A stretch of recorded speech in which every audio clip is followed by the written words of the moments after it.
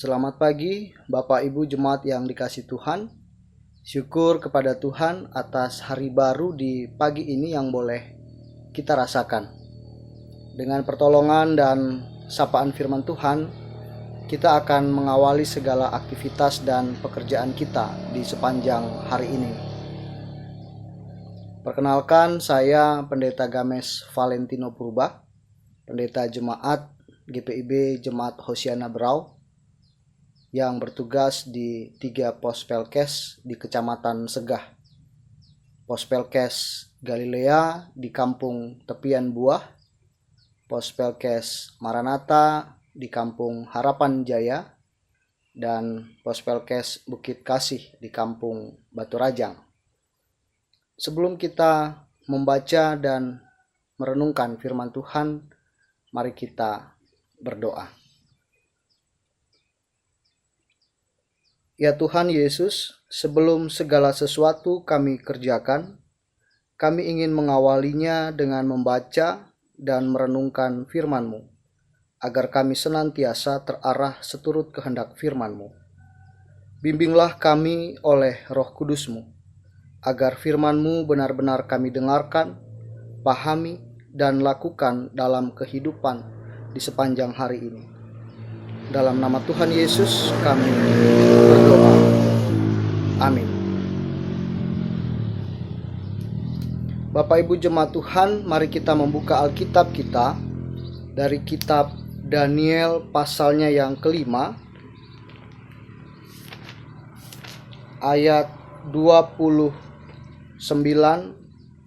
sampai ayat yang ke-30. Kitab Daniel pasal 5 ayat 29 sampai 30 yang berkata, "Lalu atas titah Belsyazar dikenakanlah kepada Daniel pakaian dari kain ungu, dan pada lehernya dikalungkan rantai emas, dan dimaklumkanlah tentang dia bahwa di dalam kerajaan ia akan mempunyai kekuasaan sebagai orang ketiga.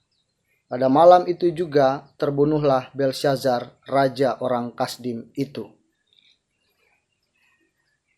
Bapak Ibu yang dikasihi Tuhan Yesus Kristus, di pos Pelkes tempat saya melayani, pagi hari itu identik dengan keheningan, juga keteduhan.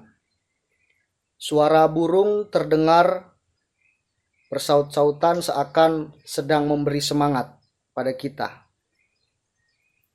Pada pagi hari ini adalah saat yang tepat untuk kita mendengarkan suara hati nurani dan suara firman Tuhan sebelum kita akan disibukkan dengan segala pekerjaan, tugas, dan tanggung jawab yang akan memenuhi pikiran dan hati kita, sehingga kita tidak sempat lagi untuk mendengar suara Tuhan melalui firman-Nya.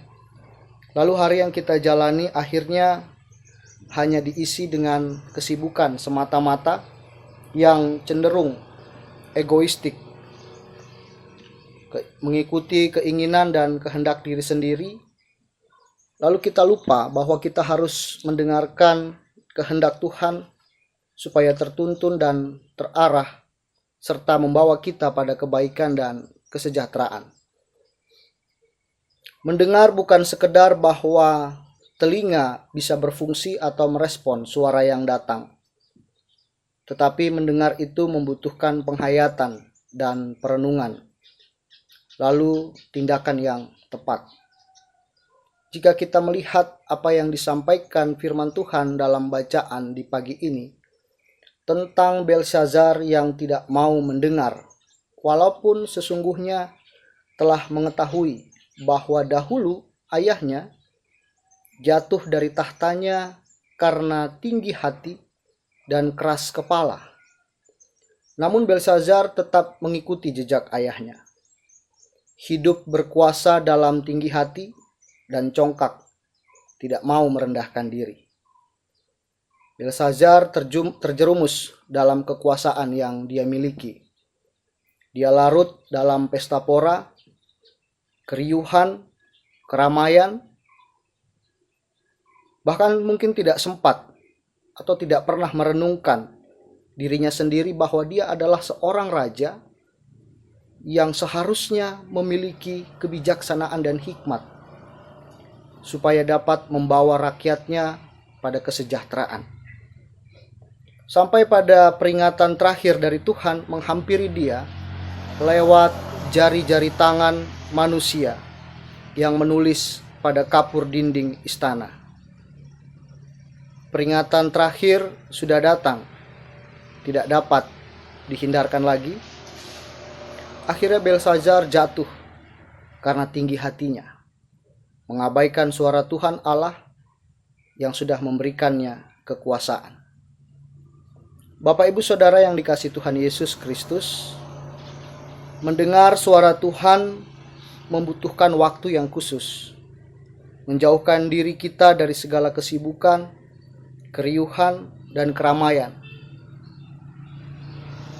Artinya setiap hari kita harus memiliki waktu khusus dengan Tuhan, membaca firman dan berdoa padanya, supaya kita selalu terarah sesuai dengan kehendak-Nya. Sehingga setiap keputusan yang kita ambil dan tindakan yang kita lakukan membawa kita pada kebaikan Tuhan. Bapak Ibu jemaat Tuhan, Pospelkes adalah bagian dari kita semua sebagai keluarga besar GPIB. Jika ada banyak keterbatasan dalam penata layanan gereja, itulah keadaannya.